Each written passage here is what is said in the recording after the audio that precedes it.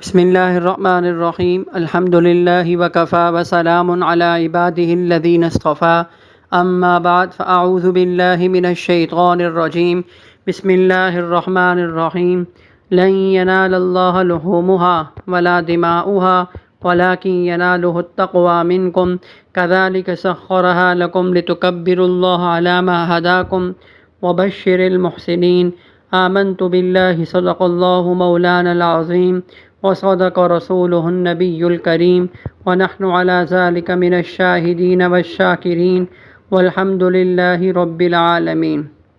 معزز سامعین، آپ اس وقت سن رہے ہیں انوار آن لائن اکیڈمی کو۔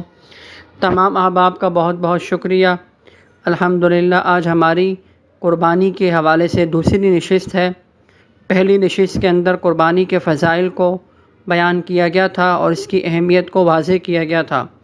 آج دوسری نشست کے اندر انشاءاللہ قربانی کے نصاب کو اور اس سے متعلق چند مسائل کو بیان کیا جائے گا۔ قربانی کے نصاب سمجھ لیں، اور پہلے یہ بات سمجھ لی جائے کہ قربانی جو ہے وہ ہر ایک پر واجب نہیں ہے، اس کی کچھ شرائط ہوا کرتی ہیں۔ مثلاً ایک شرائط یہ ہے کہ مسلمان ہو، غیر مسلم پر کہ نہیں ہے، عاقل ہو، غیر عاقل پر نہیں ہے، بالغ ہو، نابالغ پر نہیں ہے، اسی طریقے سے مجنون نہ ہو، یعنی عقل مند ہو، اس پر قربانی واجب ہے۔ اسی طریقے سے وہ شخص مقیم ہو، مسافر نہ ہو، اسی طریقے سے وہ شخص صاحب نصاب بھی ہو، تو ایسے شخص پر قربانی واجب ہو جاتی ہے۔ قربانی کا نصاب کو سمجھنے کی ضرورت ہے کہ قربانی کا نصاب کیا ہے۔ دیکھیں، قربانی کے اندر 5 چیزوں کو بنیادی طور پر دیکھا جاتا ہے۔ عموماً ذہن میں یہ بات ہوتی ہے کہ جن لوگوں پر زکوٰۃ نہیں ہے تو ان پہ قربانی بھی نہیں ہوگی۔ ایسا نہیں ہے، بہت سے لوگ ایسے ہیں کہ ان پر زکوٰۃ تو فرض نہیں ہے لیکن ان پر قربانی واجب ہے، کیونکہ زکوٰۃ کا نصاب ایک الگ ہے اور قربانی کا نصاب یہ الگ ہے۔ قربانی کے نصاب کی بات چل رہی ہے تو ہم قربانی کے نصاب کو یہاں بیان کریں گے۔ دیکھیں، قربانی کے نصاب کے اندر 5 چیزوں کو دیکھا جاتا ہے۔ نمبر 1 سونا، نمبر 2 چاندی، نمبر 3 رقم، نمبر 4 مال تجارت، نمبر 5 ضرورت سے زائد سامان۔ اگر کسی شخص کے پاس صرف سونا ہو اور بقیہ 4 چیزوں میں سے کچھ بھی نہ ہو تو اس صورت کے اندر دیکھا جائے گا کہ وہ سونا کتنا ہے۔ اگر وہ سونا 7.5 تولہ سونے کے بقدر ہوگا تو ایسے شخص پر قربانی واجب ہو جائے گی۔ نمبر 2، اگر کسی کے پاس صرف چاندی ہے اور بقیہ 4 چیزوں میں سے کچھ بھی نہیں ہے تو اس صورت کے اندر دیکھا جائے گا کہ وہ چاندی اگر 52.5 تولہ چاندی ہو تو اس صورت میں قربانی واجب ہو جائے گی۔ نمبر 3، کسی کے پاس صرف رقم ہو اور بقیہ 4 چیزوں میں سے کچھ بھی نہ ہو تو اس صورت کے اندر دیکھا جائے گا کہ وہ رقم اگر 52.5 تولہ چاندی کی مالیت کے بقدر ہوگی تو اس صورت میں قربانی واجب ہو جائے گی، چاہے رقم ضرورت ہی کے لیے کیوں نہ رکھی ہو، چاہے آئندہ مستقبل کے کسی خطرے کے پیش نظر ہی کیوں نہ رکھی ہو، بہر صورت اس رقم کو نصاب میں شامل کیا جائے گا۔ نمبر 4، اگر کسی کے پاس صرف مال تجارت ہے، مال تجارت سے مراد وہ مال ہے کہ جس کو آدمی اس نیت سے خریدے کہ میں آگے بیچوں گا۔ مثلاً کوئی پلاٹ خریدتا ہے اس نیت سے کہ آگے بیچوں گا، کوئی فلیٹ خریدتا ہے یا کوئی دکان خریدتا ہے اس نیت سے کہ میں آگے بیچوں گا، اور وہ نیت برقرار بھی ہو، یعنی قربانی کے جو 3 دن ہیں ان 3 دنوں میں سے کسی بھی وقت وہ نیت اگر برقرار ہوگی تو ایسے شخص کے اوپر قربانی واجب ہو جائے گی۔ اگر کسی کے پاس صرف یعنی مال تجارت ہو اور بقیہ 4 چیزوں میں سے کچھ بھی نہ ہو تو دیکھا جائے گا کہ وہ مال تجارت کتنا ہے۔ اگر وہ 52.5 تولہ چاندی کے بقدر پہنچ رہا ہوگا تو اس صورت میں قربانی واجب ہو جائے گی۔ نمبر 5، اگر کسی کے پاس ضرورت سے زائد سامان ہے اور بقیہ 4 چیزوں میں سے کچھ بھی نہیں ہے تو اس صورت میں دیکھا جائے گا کہ وہ ضرورت سے زائد سامان کتنا ہے۔ اگر وہ ضرورت سے زائد سامان 52.5 تولہ چاندی کے بقدر پہنچ جائے گا تو ایسی صورت میں بھی قربانی آ جائے گی۔ یاد رکھیے، یہ جو ہم کہہ رہے ہیں کہ اگر اتنے تولہ ہو تو قربانی آئے گی، تو اس صورت میں یہ بات سمجھ لیں کہ یہ قرضوں کو نکالنے کے بعد دیکھا جائے گا۔ آپ نے کسی کے قرض دینا ہے یا اسی طریقے سے آپ کے اوپر کرایہ لازم ہو چکا ہے اس مہینے کا، تو اس مہینے کے کرایہ کو بھی نکالا جائے گا۔ اسی طریقے سے بل آ چکے ہیں یوٹیلیٹی بلز، یعنی کہ قربانی کے جو 3 دن ہیں ان 3 دنوں میں دیکھا جائے گا کہ ان 3 دنوں تک اگر بل آ گئے ہیں آپ پر، لازم ہو چکے ہیں، تو اس صورت میں ان بلوں کو بھی نکالا جائے گا۔ قربانی کے 3 دن ہیں 10، 11 اور 12 ذی الحجہ کی غروب تک۔ نصاب بننے کا بھی اعتبار انہی 3 دنوں کے اندر کا اعتبار ہوتا ہے، اور اسی طریقے سے کسی آدمی کے مسافر ہونے کا اعتبار بھی انہی 3 دنوں میں ہوتا ہے۔ کوئی آدمی اگر ان 3 دنوں میں مسافر رہا تو اس صورت میں وہ قربانی اس پہ لازم نہیں ہوگی۔ اگر وہ ان 3 دنوں ختم ہونے سے پہلے مقیم بن گیا تو اس صورت میں اگر وہ صاحب نصاب ہوگا تو قربانی اس کے اوپر لازم ہو جائے گی۔ تو اگر کسی کے پاس یہ ضرورت سے زائد سامان اگر 52.5 تولہ چاندی کے بقدر ہوگا تو قربانی لازم ہو جائے گی۔ اگر کسی کے پاس یہ چیزیں تھوڑی تھوڑی ہوں، مثلا کچھ سونا ہے، کچھ رقم ہے، یا کچھ رقم ہے، کچھ چاندی ہے، کچھ چاندی ہے، کچھ مال تجارت ہے، یہ ساری تھوڑی تھوڑی ہیں، یا ان میں سے کوئی 2 تھوڑی ہیں یا 3 تھوڑی تھوڑی ہیں، یا کوئی 4 یا 5 تھوڑی تھوڑی چیزیں ہیں، یعنی 5 سے مراد سونا، چاندی، رقم اور اسی طریقے سے مال تجارت اور ضرورت سے زائد سامان۔ اگر یہ تھوڑی تھوڑی ہیں تو اس صورت کے اندر ملایا جائے گا۔ ان کو ملانے کے بعد اگر 52.5 تولہ چاندی کی مالیت پہنچ جاتی ہے تو اس صورت میں قربانی لازم ہو جائے گی۔ اور یاد رکھیے وہی بات کہ قرضوں وغیرہ کو منہا کرنے کے بعد دیکھا جائے گا۔ اسی طریقے سے رقم میں یہ بات سمجھ لیں کہ رقم کے لیے ضروری نہیں ہے کہ آپ کے پاس جو وہ رقم موجود ہو گھر کے اندر، بلکہ بسا اوقات اکاؤنٹ میں رقم ہوتی ہے تو اس کو بھی شامل کیا جائے گا۔ اسی طریقے سے آپ نے کسی کو رقم دی ہے تو اس صورت میں اس کو بھی شامل کیا جائے گا۔ آپ نے کسی کو رقم ادھار دی ہے یا قرض کے طور پر دی ہے تو اس صورت میں اس رقم کو بھی شامل کیا جائے گا۔ اور ضرورت سے زائد سامان سے کیا مطلب ہے؟ ضرورت سے زائد سامان مثلا ایسا سامان ہے گھر کے اندر جو کبھی استعمال نہیں ہوتا، گھر کے اندر ایسے برتن جو کبھی استعمال نہیں ہوتے، یہ ضرورت سے زائد کہلائیں گے مثلا۔ اور اسی طریقے سے ٹوٹا پھوٹا فرنیچر ہوتا ہے کبھی جو ایسے ہی پڑا ہوا ہے گھر میں فالتو، ٹی وی ہو گیا، یہ بھی فالتو چیز ہے، یہ بھی کیا ہے ضرورت سے زائد میں آئے گا۔ موبائل ضرورت کی چیز میں آئے گا، فریج ضرورت میں آئے گا، اسی طریقے سے اور جو چیزیں ہیں گھر میں کوئی مشین ہے، واشنگ مشین ہے، یہ سب ضرورت کی چیزیں ہیں۔ ہاں موبائل اگر بہت قیمتی ہے، انتہائی قیمتی ہے، تو ظاہری بات ہے کہ پھر یہ اس کو ضرورت سے زائد ہی میں شمار کیا جائے گا، یعنی یہ ضرورت میں پھر داخل نہیں ہوگا۔ ایک شخص کے 2 مکان ہیں، ایک رہائشی ہے اور ایک کرائے پر دیا ہوا ہے، تو جو کرائے پر دیا ہوا ہے اگر اس کا گزر بسر اس کرائے کے مکان پر نہیں ہے بلکہ اس کے علاوہ پر ہے تو اس صورت میں تو وہ کرایہ کا جو گھر ہوگا وہ ضرورت سے زائد ہوگا۔ لیکن اگر کرایہ کا گھر ایسا ہے کہ اس کے ذریعے سے اس کی ضروریات پوری ہو رہی ہیں تو اس صورت میں وہ پھر ضرورت سے زائد شمار نہیں ہوگا۔ یہ بات اچھی طرح سمجھ لی جائے۔ اور یہ ضرورتیں جو ہیں بدلتی رہتی ہیں زمانے کے اعتبار سے، تو اسی لیے جس کا جو مسئلہ ہو وہ پوچھ لیں، کیونکہ یہ 2 اصولی طور پہ باتیں بیان کی گئی ہیں۔ ہر آدمی کو فکر کرنی چاہیے قربانی کے حوالے سے، اور اپنی مالی حیثیت مفتی کے سامنے واضح کرنی چاہیے کہ تاکہ صحیح طور پر مسئلے کو بیان کیا جا سکے۔ بہت سے لوگ کہتے ہیں کہ ہمیں تو پتہ ہی نہیں تھا، اتنے سال گزر گئے کہ ہم پر قربانی بھی ہے۔ تو یاد رکھیے پتہ نہ ہونا یہ آپ کی غلطی ہے، بتانے والے تو موجود تھے، تو اسی لیے اپنی مالی حیثیت واضح کیجیے مفتی کے سامنے صرف، اور اس کو بتائیے کہ میرے پاس یہ چیزیں ہیں، تو کیا ہے کہ قربانی لازم ہوگی یا نہیں ہوگی۔ یہ قربانی کا تفصیلی نصاب تھا جو میں نے مختصر انداز میں بیان کیا ہے۔ باقی اس کی مختلف صورتیں ہوتی ہیں حالات کے اعتبار سے، تو جس کے ساتھ جیسا مسئلہ ہو، جس کا جو مسئلہ پیش آ جائے وہ معلومات لے کر اپنی یعنی کہ بتا دے مفتی کو جس پر اس کا اعتماد ہو۔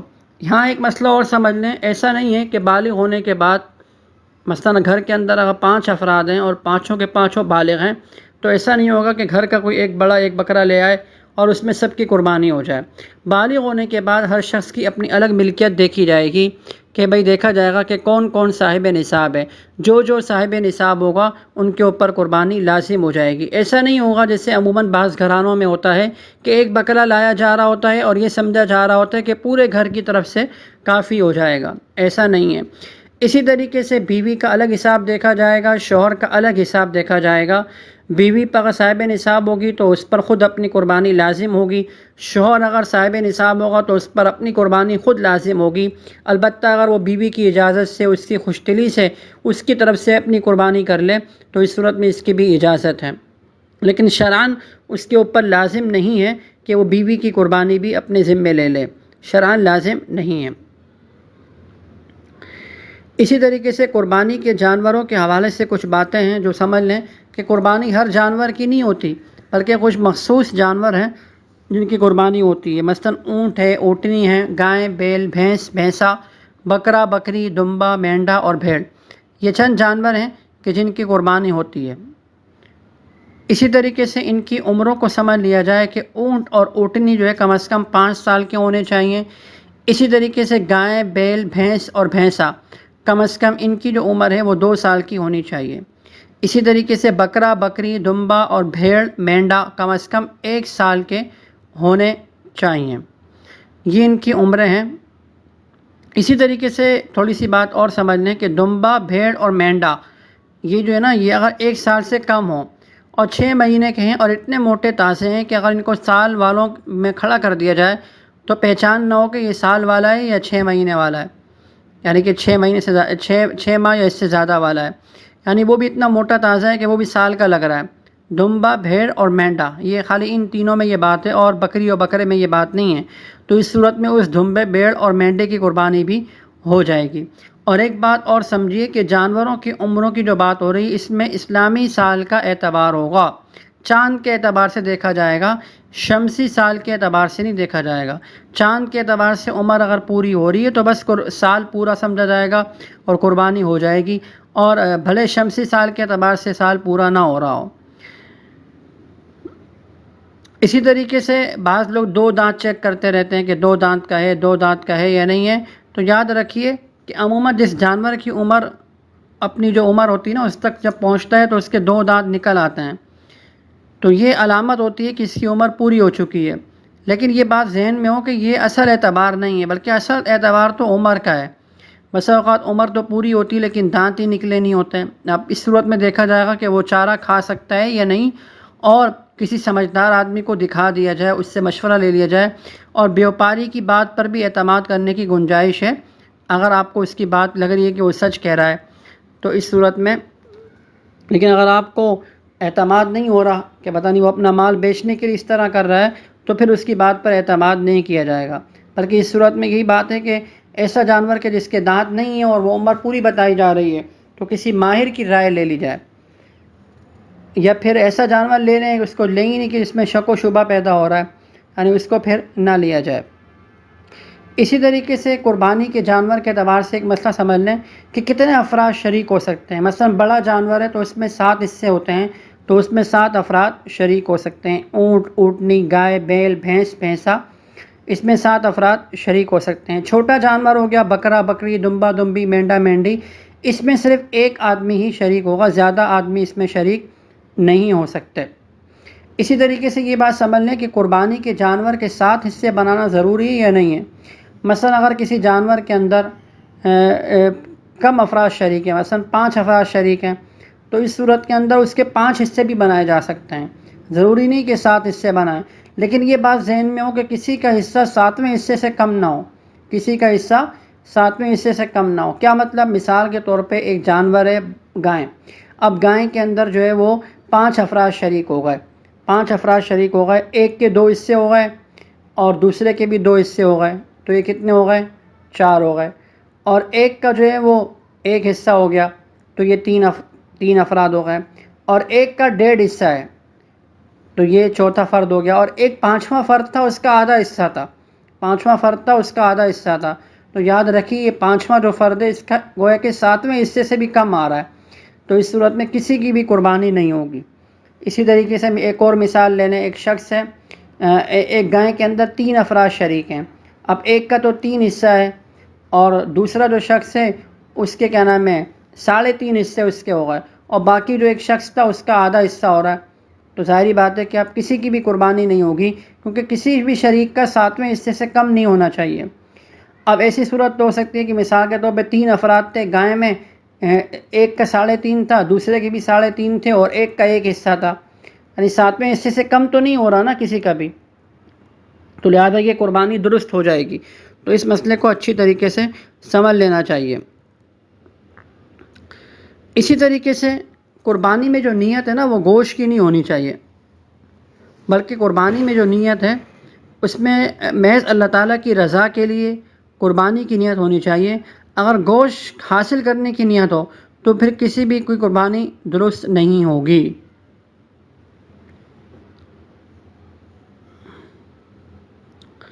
اسی طریقے سے اگر قربانی کا بڑا جانور ہے، اس میں بعض افراد تو واجب قربانی کی نیت سے شریک ہو رہے ہیں اور بعض اس میں عقیقے کی نیت سے شریک ہو رہے ہیں، یعنی بعض حصے قربانی کے ہوں اور بعض حصے عقیقے کے ہوں، تو یہ بھی جائز ہے۔ ہاں، یہ والی بات جائز نہیں ہوگی کہ ایک ہی حصے میں قربانی کی بھی نیت کی جا رہی ہے اور اس ایک حصے میں ہی عقیقے کی بھی نیت کی جا رہی ہے۔ اسی طریقے سے اگر کسی ایک جانور کے اندر کچھ لوگوں کے تو حصے واجب قربانی والے ہیں اور کچھ لوگوں کے حصے نفلی قربانی والے ہیں تو یہ بھی صحیح ہے، اس میں بھی کوئی ایسا مسئلہ نہیں ہے۔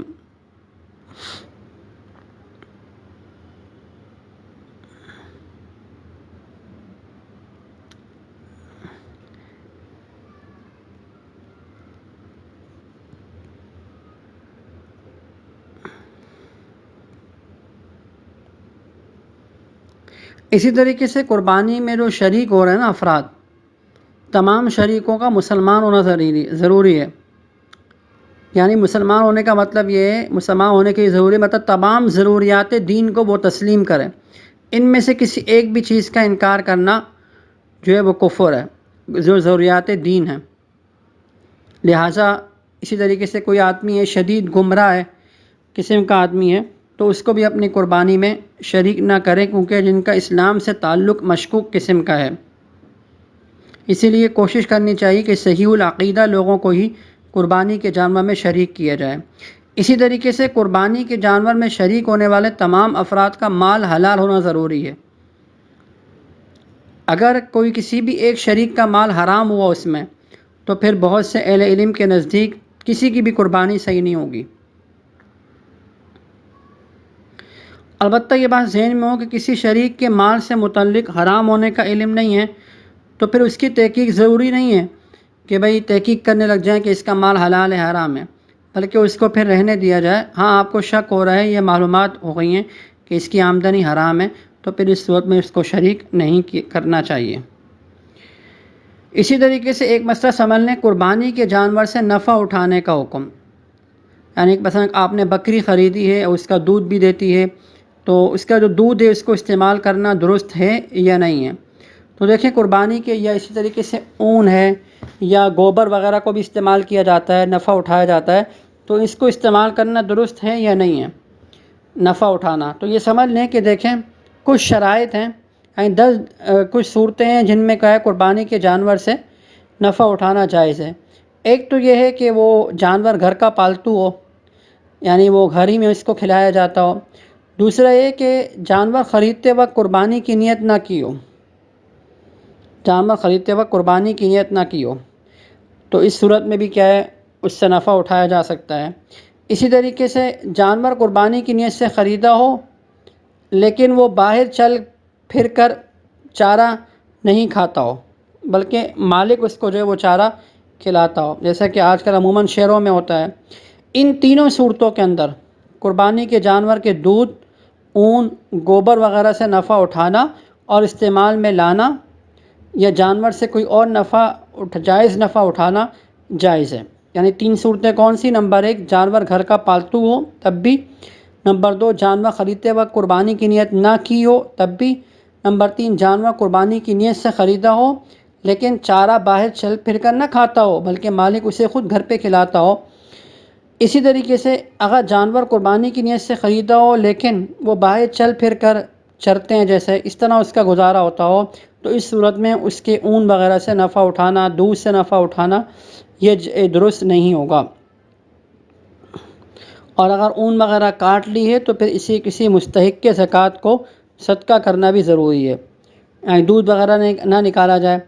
اب دودھ وغیرہ بسا اوقات نکالنا پڑ جاتا ہے کیونکہ جانور کے لیے مشکل ہو جاتی ہے، تو کہہ رہے ہیں اگر دودھ نہ نکالنے کی وجہ سے مطلب لکھا ہے کتابوں میں کہ جانور کو تکلیف کا سامنا ہو، تو اس صورت میں اس کے تھنوں پر ٹھنڈے پانی کے چھینٹے مار کر خشک کیا جائے۔ لیکن اگر اس سے بھی تکلیف کم نہیں ہو رہی ہے تو پھر دودھ نکال کر یہ نہیں کہ خود پی لیں بلکہ کسی مستحق کے زکوٰۃ کو صدقہ کر دیا جائے گا۔ خود پی لیا تو اس صورت میں صدقہ کرنا ضروری ہے۔ یاد رکھیں یہ وہ والی صورت ہے کہ جس میں نفع اٹھانا جائز نہیں ہوتا۔ باقی 3 صورتیں ہم نے بیان کرتی نا پیچھے کہ اس میں نفع اٹھانا درست ہوتا ہے۔ اسی طریقے سے قربانی کا جانور تھا، اس کو ذبح کر لیا، ذبح کرنے کے بعد اس کے تھنوں میں اگر دودھ ہو تو اس کو استعمال کر سکتے ہیں، اس میں کوئی مسئلہ نہیں ہے۔ اور اسی طریقے سے اگر اس کی اون کو کاٹ کر استعمال کرنا چاہیں تو یہ بھی درست ہے، البتہ اس کو بیچ نہیں سکتے، کیونکہ اگر بیچ دیا تو پھر اس کی قیمت جو ہے وہ جتنا استعمال کیا آپ نے وہ صدقہ کرنا ضروری ہوگا۔ یہ کچھ مسائل تھے قربانی کے حوالے سے۔ انشاءاللہ تعالی ہماری آئندہ جو نشست ہوگی، آخری نشست، اس میں قربانی کے جانوروں کے عیوب سے متعلق بات ہوگی اور کچھ گوشت اور کھال کے مسائل بھی بیان کیے جائیں گے۔ دعا فرمائیں کہ اللہ تعالیٰ اس نشست کو ہم سب کے لیے نافع بنائے اور تمام سامعین جو سن رہے ہیں ان سب کو اس سے فائدہ حاصل کرنے کی توفیق عطا فرمائے۔ وآخر دعوانا الحمد للہ رب العالمین۔ السلام علیکم ورحمۃ اللہ وبرکاتہ۔